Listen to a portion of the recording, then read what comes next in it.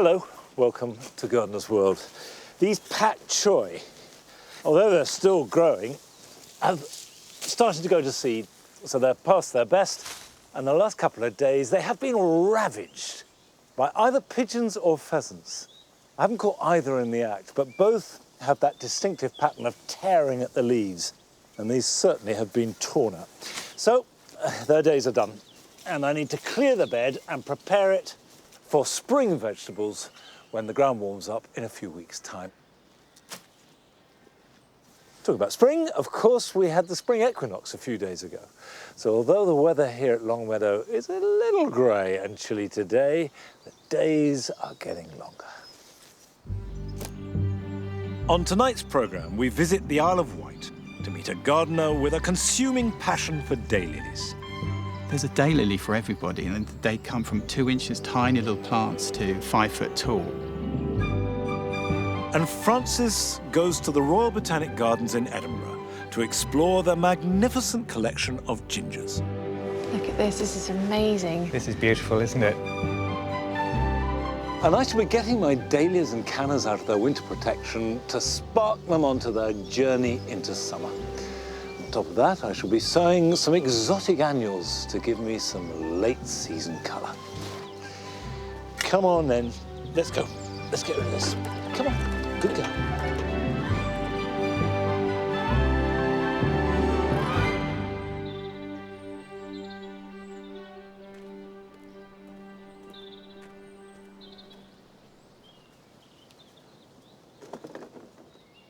As the snowdrops fade for about a month afterwards is the perfect moment to lift and divide them. Snowdrops spread by seed quite successfully, but relatively slowly. And of course you can plant them as bulbs, but by far the best way to increase your stock of snowdrops is to take a clump, lift it, divide it, and replant it in 2 or 3 different sections.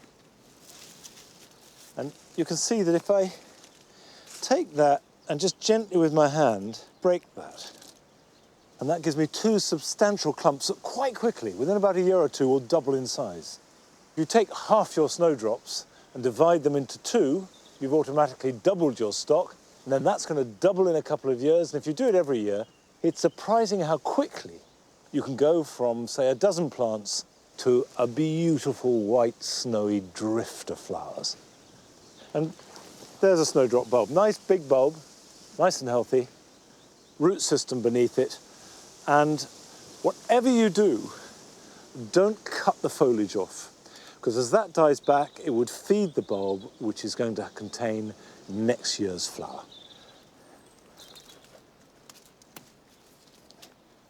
These snowdrops on this side have only been here about 4 years, and they were planted singly all the way along, so you can see that they have spread pretty well already. And snowdrops are unusual amongst spring bulbs in that they really enjoy woodland conditions that is slightly damp, but there are always trees present. You never see snowdrops in a big open field. They need a bit of shade and some moisture. So we'll put that in there. I really want to bulk up on this side. These ones are only 2 years old, and we cut this hedge back in the winter to reveal them. But what it's revealed is it's a bit patchy. So if I can plant a few in here, we can start to bulk it out. And also, I don't want them to look like rows of park bedding. It should look as natural as possible.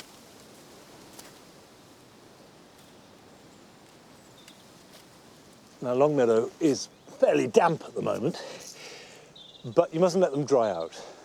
And although the chances of fine, dry weather in March and April are pretty slim, if it is very dry, it's a good idea to keep them watered. So what I like to do is water them in and then maybe water them again before the leaves die back. Once the leaves have died back, you can forget all about them. They'll look after themselves.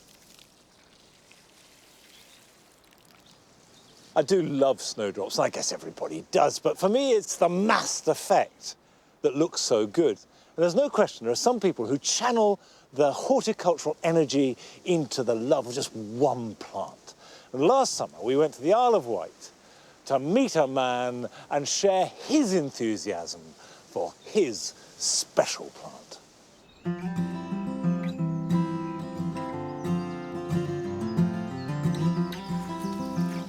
I'm Nick Pearce. My passion is Hemerocallis or daylilies. Daylily literally because every flower just lasts one day. There's a daylily for everybody, and they come from 2 inches tiny little plants to things about 5 foot tall.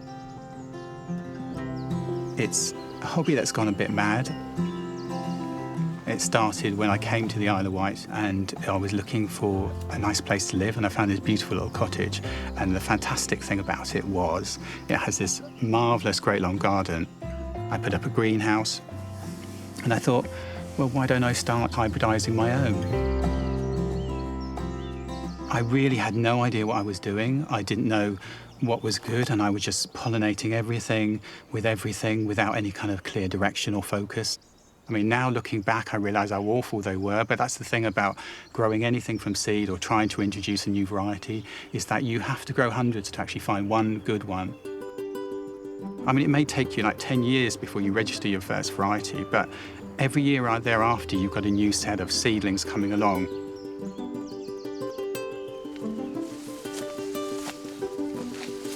So these are my daylily seed beds, basically. These are all my seedlings that I'm trialling.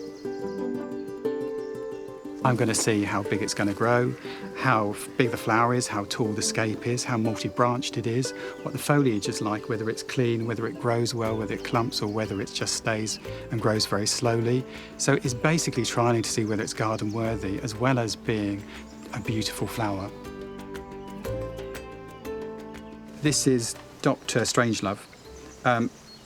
Beautiful quality in the sense that it has these purple streaks. I'm using that as a parent plant, so as the father in this case, because I'm taking the pollen and I'm putting it on this unregistered variety, this seedling, which I think is good as a parent, and I'm hoping to get something between the two. What I'd like is this kind of size, that kind of shape, but with some white markings through the flower.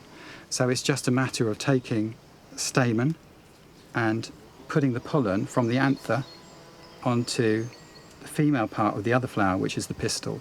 The flower will die tomorrow, but hopefully it will start to swell at the base and we'll have some seed for next year. We're on the eastern tip of the Isle of Wight and we don't get a lot of water. And I, like so many people, have been inspired by Beth Chatto's gravel garden, and she doesn't water at all. And I thought I'll go exactly the same way with this. This is a dry area, I can't water it. So I filled the garden with grasses and with my daylilies. The one thing they will do is tolerate drought better than any other perennial that I know. And here they are, flowering beautifully. I put loads of well-rotted manure and everything in it to try and improve the soil. But other than that, they get a good bit of muck when they go in, and then they're just left alone. And they are that tough, that good a plant. If you've got a dry, awkward position and most perennials won't survive, then stick a daylily in and just see how beautiful it looks. This is Salma Longlegs, probably given the name Longlegs because it's a lovely tall variety. It's basically what they call a self because it's the same colour all over. Very free flowering, very nice plant. This is Wild Wookie, and just another good plant that's just going to flower really well. This is Screaming Demon, and I've used this quite a lot actually in the hybridisation programme purely because of the way its flowers. It has this unusual form, and the way it splays and twists and curls. Beautiful plant. There's a peak season for daylilies, which is the end of June, beginning July. So at this time of the year, you go through the garden and it's just awash with flower. But actually, they flower from May to September. Each flower only lasts a day, but you'll have another 100 buds on there. So you'll have it blooming usually for about 4 to 6 weeks during the year. They can look a bit messy afterwards. It's very easy just to hack them back, just to give them a chop. And don't be afraid to, be brutal with them. One thing I've not mentioned is how bomb-proof they are. I can't put them in the compost because they'll just keep growing. They're that easy Once you've got them, all you need to do is leave them alone. But after a few years, they'll do so well that you're going to need to divide them. And you'll have loads of plants to give to your friends, neighbours, whoever you want to. And then just put a bit of the plant back in it, it'll start all over again for you. It's an easy, beautiful plant. Everyone should have a daylily in the garden. There's a variety for everyone, there's a colour for everyone. It's just down to personal choice. What do you like? I'm pretty sure we can find one for you.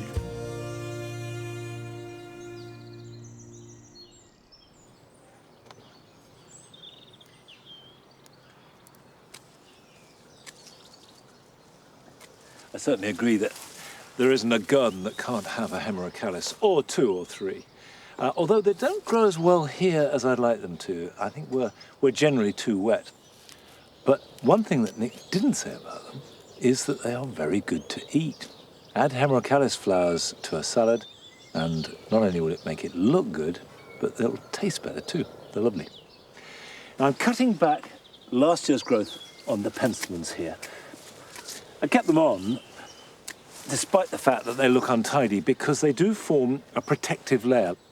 And that means that the new shoots, which are hardy but only down to about -5, have survived much colder weather than that. And although they have been bashed and untidy, they've done a good job. However, now is the time to get rid of those, and so we can have this year's plant unfettered. And of course, it won't flower till mid to late summer. Whereas in front, that Daphne, very delicately flowering. Daphnes have never done very well for me. So actually, it's double a pleasure to see them when they do perform. And I've got 2 or 3. They're small, they're almost fragile, but they're very beautiful. Come on, Nige. Come on. Good boy.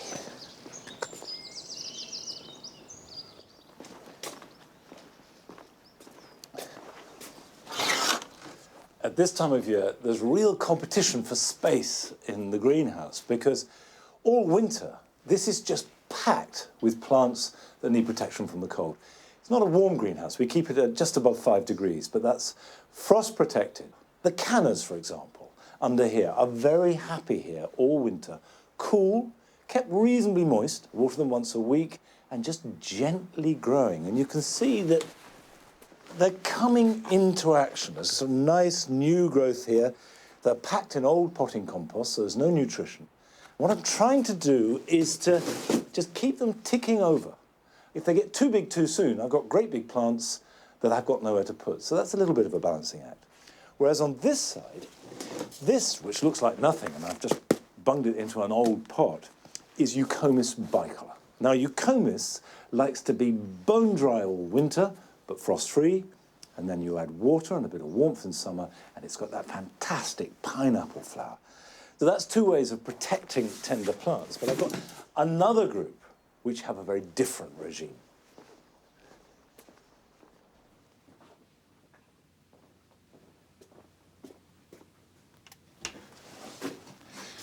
This is where I keep all the dahlias over winter. And now it's time to get them out and check them.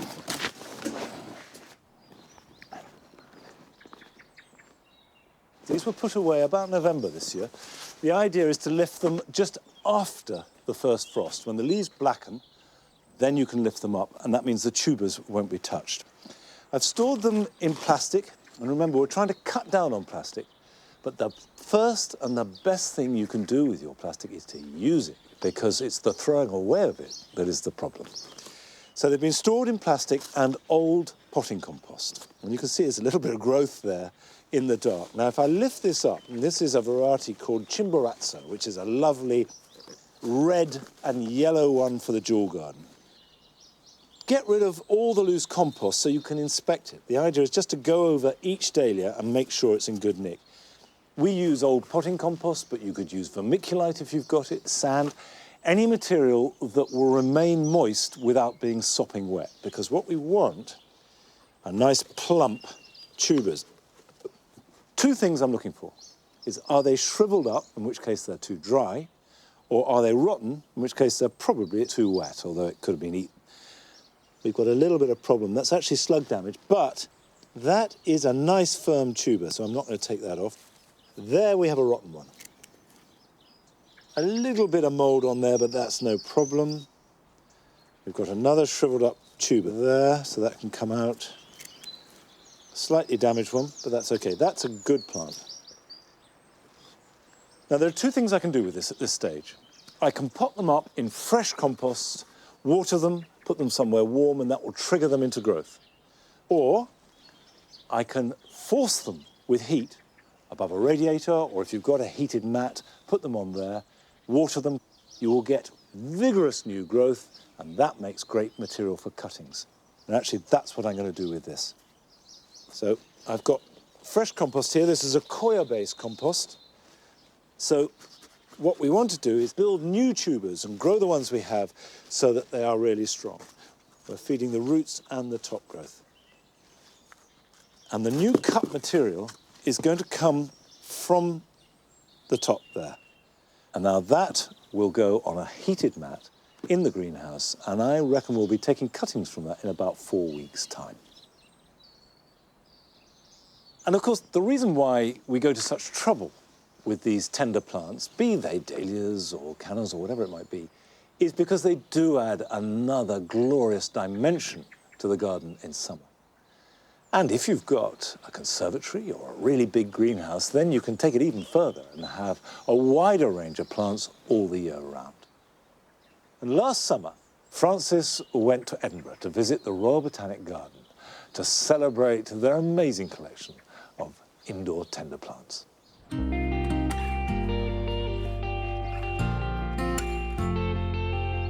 When I was about 20, I began to fall in love with plants and gardening. So I got myself a job as an apprentice gardener in Kent.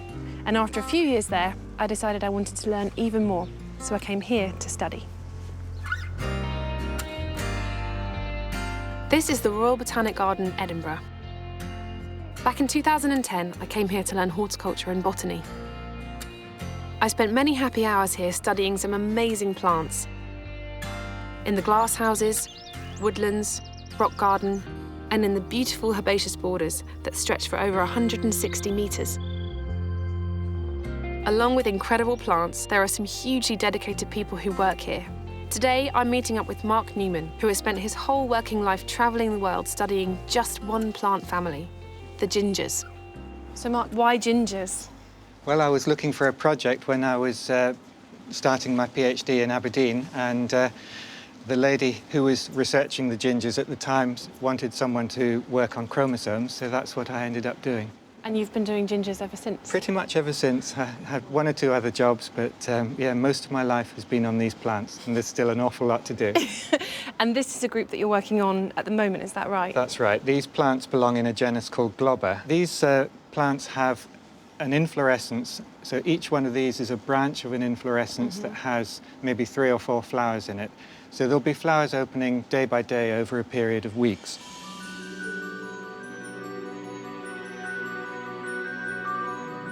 Gingers are a huge family. They come from far and exotic places. Look at this is amazing. This is beautiful, isn't it? This is Hedychium gardnerianum, which I collected when I was in southwest China in 1996. Wow. And it grew there at the edge of a field at about 800 meters altitude, so it's fairly cool, but it wouldn't take any frost, I think, or perhaps very light frost. Okay. I love it for the stature and the waxy coating on the stems and the bold leaves that stand so well. But the colour combination of pale orange and red filaments is beautiful, I think, and the scent is filling this house. Is that coming from this? It is, it's yes. It's amazing, isn't it? And could you grow this in the UK? You could. Generally? It needs cool glass and quite a lot of fertilisation, a lot of water when it's growing. These stems grow and flower once, so after they've flowered, then you just cut them down completely. Right and to it'll the grow. base? Yes, right to the base. Okay. With those conditions, with a decent summer, it'll flower late in the year like this. Okay. Beautiful. Worth the effort, isn't it? It is, certainly, yes. But there are some gingers you may be more familiar with. Oh, now this is more recognisable, isn't it? That's right. This is common ginger. It's this particular plant, I think, is grown from material bought in a supermarket. Really? It's very easy to grow. You can, if you see these healthy-looking buds on a piece in the supermarket, you just plant it in a free-draining soil with quite a lot of fertiliser, and keep it well watered when it's in growth in the summer, and keep it warm. It won't take any frost at all, so you have to grow it indoors. We think it's from somewhere in tropical Asia, but it's been in cultivation for so long that we haven't really pinpointed the origin of it. But it's well worth growing. It's got a lovely scent when it's fresh compared to the powdered ginger. It smells amazing, doesn't it? Lovely. And great to cook with as well, Yes. of course. This one is cardamom, and this one is grown for its fruits rather than its rhizomes. Yes. This plant is still quite small. It'll grow 3 or 4 times bigger than that before Really? it flowers. And then this one here is a young plant of turmeric. Oh, that's a really delicate plant, isn't It it? is, isn't it? I like the shape of the leaves and the fact that they're folded like that. Yeah. And then underneath the soil will be rhizomes that look rather similar to the ginger ones, but they're bright yellow when you cut them and have that characteristic earthy smell. Amazing, all these different plants in the same family. It is interesting. So isn't lovely it? looking and so useful as well. Yeah. So there you go. Next time you're in a supermarket, look out for fresh ginger and maybe try growing it on your windowsill.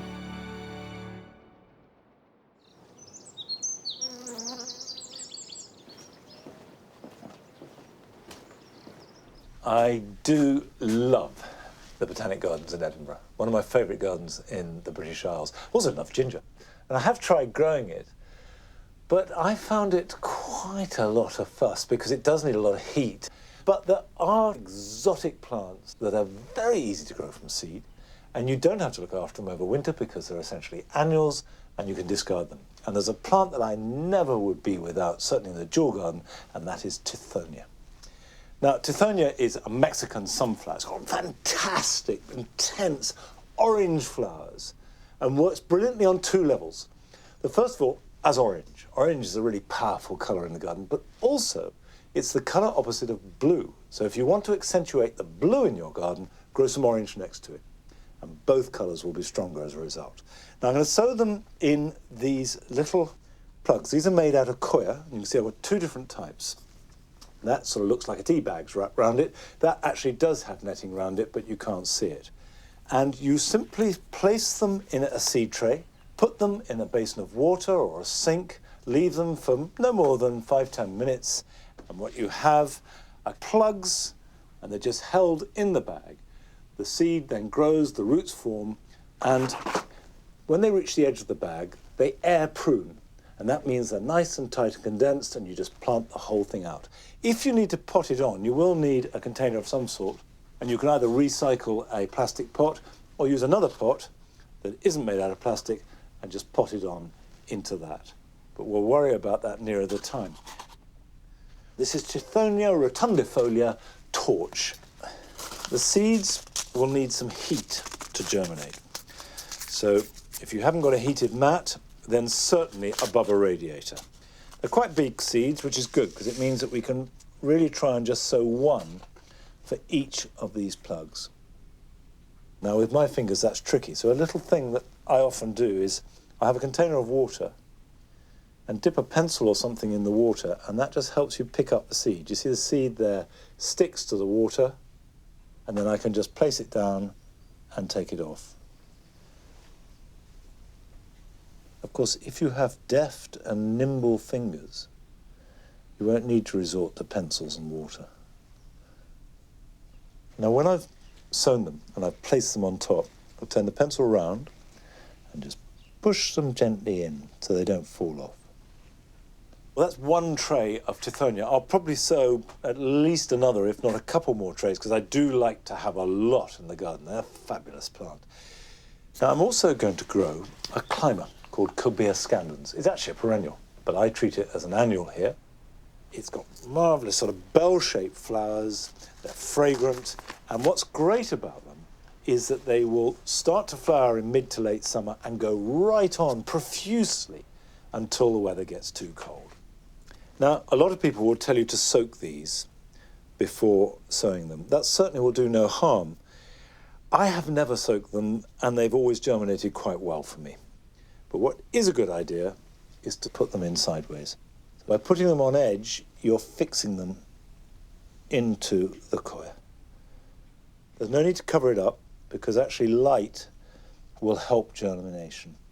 And again, this needs heat and light, so put it in a bright place in order to germinate. When it comes to labelling, I'm trying out non-plastic labels. These I've just found, they're like lolly sticks. A bit small, but wooden labels are perfectly good. The combination of plenty of heat, light, and moisture means that these will now germinate fairly quickly. But they will take their time to develop, so particularly with the Tithonia, this is something I would get on with so it can get a nice, strong plant by midsummer. Perhaps, who knows, this could be a job for the weekend. And here are some others.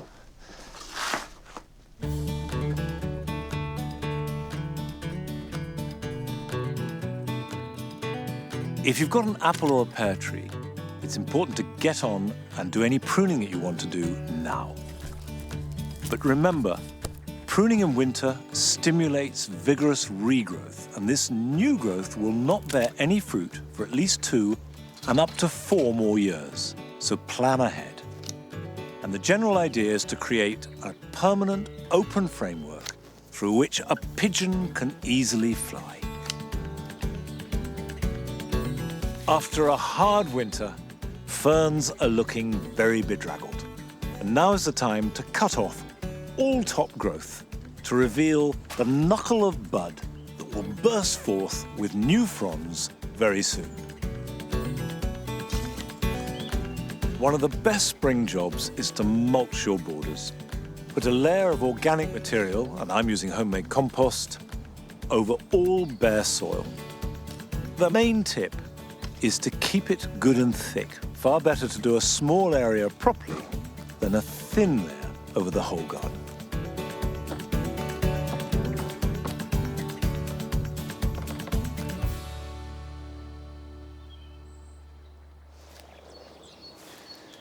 In the last few days, the frogs here at Longmeadow have really got busy. There are so many. And there's frog spawn there, and that is increasing by the day. And what frogs like for their frog spawn is still shallow water. Now, it could be a puddle, it could be just a little area, but if you've got a pond, resist any temptation to clean it out, tidy it up, or add any plants. Let the frogs do their thing. And their cycle is they come to the water now, they lay the frog spawn, that then hatches out, and the young frogs will leave in summer. The adult frogs will leave the water by and large and spend most of their time on land, in your garden, eating slugs. So you want to treasure them, apart from the fact that they are completely fascinating. Well, that's it for today. Don't forget that this weekend the clocks go forward, the best day in the gardening calendar. And I'll see you back here at Longmeadow at the same time next week. So until then, bye-bye.